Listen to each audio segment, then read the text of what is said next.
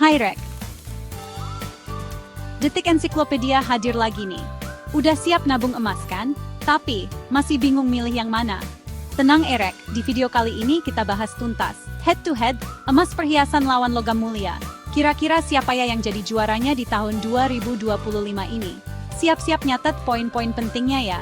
Soalnya kita bakal bongkar abis semua strateginya. Oke Rek, sebelum kalap mata lihat emas yang blink-blink, kita bahas dulu soal biaya tambahannya. Bayangin, kamu beli emas perhiasan, ada biaya desain, ongkos pembuatan, belum lagi biaya toko. Wah, bisa-bisa budget awal kita malah jebol, Rek. Nah, kalau logam mulia, lebih simple. Kamu beli ya, dapat emasnya sesuai gramasi. Nggak ada tuh biaya-biaya siluman yang bikin kantong bolong. Praktis dan transparan kan? Jadi poin pertama, logam mulia lebih unggul dalam hal biaya tambahan. Emas perhiasan? Bolehlah, kalau emang suka desainnya dan siap keluar budget lebih di awal. Sifsan. Sekarang, kita bahas yang bikin deg-degan nilai jual kembalinya. Nilai jual kembali adalah salah satu faktor penting yang harus dipertimbangkan saat memilih investasi. Apakah investasi kita akan memberikan keuntungan yang stabil atau justru merugikan? Ngaku aja deh, siapa yang beli emas mikirinnya buat investasi jangka panjang? Banyak dari kita yang memilih emas karena dianggap sebagai aset yang aman dan stabil. Tapi, apakah benar emas selalu memberikan keuntungan yang diharapkan? Nah, disinilah logam mulia unjuk gigi. Rek, logam mulia seperti emas batangan memiliki keunggulan tersendiri dibandingkan dengan bentuk investasi lainnya.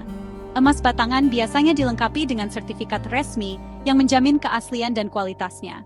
Logam mulia itu ibarat uang tunai yang bisa dicairkan kapan saja. Kapanpun kita butuh dana, kita bisa menjual emas batangan dengan mudah. Proses penjualannya pun relatif cepat dan tidak ribet. Harganya relatif stabil dan gampang dijual lagi karena ada sertifikat resminya. Sertifikat ini memberikan jaminan kepada pembeli bahwa emas yang mereka beli adalah asli dan berkualitas tinggi. Beda sama emas perhiasan, yang seringkali nilainya susut saat dijual lagi. Emas perhiasan memiliki nilai artistik dan estetika. Tapi sayangnya, nilai jual kembalinya tidak sebaik emas batangan. Kenapa bisa gitu? Karena model perhiasan bisa ketinggalan zaman, kondisi fisiknya juga berpengaruh. Perhiasan yang sudah lama atau rusak akan mengalami penurunan nilai yang signifikan. Belum lagi kalau toko emasnya nawar dengan harga rendah. Sedih kan? Banyak faktor yang mempengaruhi harga jual kembali perhiasan, termasuk kondisi pasar dan kebijakan toko emas. Jadi poin kedua, logam mulia lebih unggul dalam hal nilai jual kembali. Emas batangan memberikan jaminan nilai yang lebih stabil dan menguntungkan dalam jangka panjang. Investasi kita jadi lebih aman dan terjamin. Dengan memilih emas batangan, kita bisa merasa lebih tenang, karena tahu bahwa nilai investasi kita tidak akan turun drastis. Emas perhiasan lebih cocok buat koleksi pribadi atau gaya hidup aja deh. Jadi, kalau kamu ingin investasi yang stabil dan menguntungkan, pilihlah emas batangan. Tapi kalau kamu suka tampil gaya, emas perhiasan bisa jadi pilihan yang tepat. Babak 3. Tren pasar and likuiditas. Siapa juara di 2025? Memasuki tahun 2025, dunia masih dibayangi ketidakpastian ekonomi. Banyak negara masih berjuang untuk pulih dari dampak pandemi dan ketegangan geopolitik yang terus berlanjut. Pasar saham berfluktuasi dengan tajam, dan investor mencari cara untuk melindungi aset mereka dari volatilitas yang tinggi.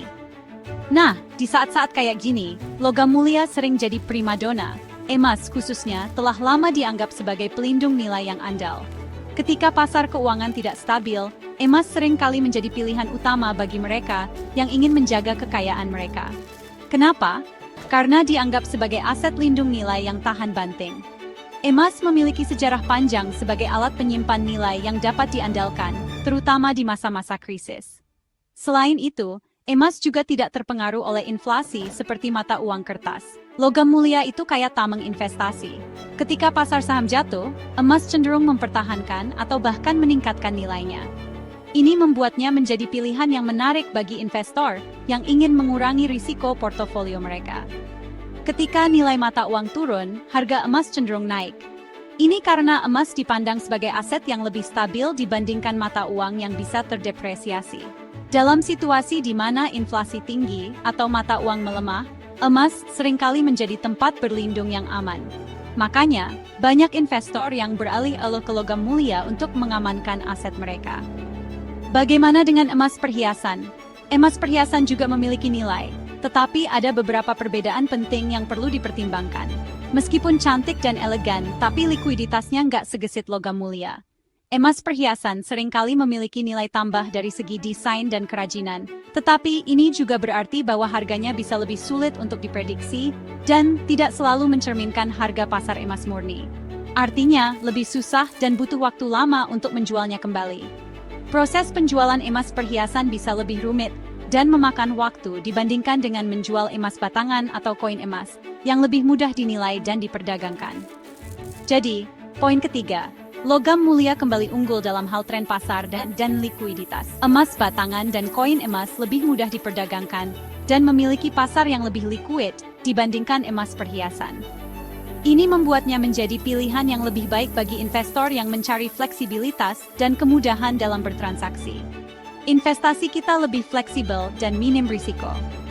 Dengan memiliki emas batangan atau koin emas, investor dapat dengan mudah menyesuaikan portofolio mereka sesuai dengan kondisi pasar yang berubah-ubah, tanpa harus khawatir tentang likuiditas atau penurunan nilai yang signifikan.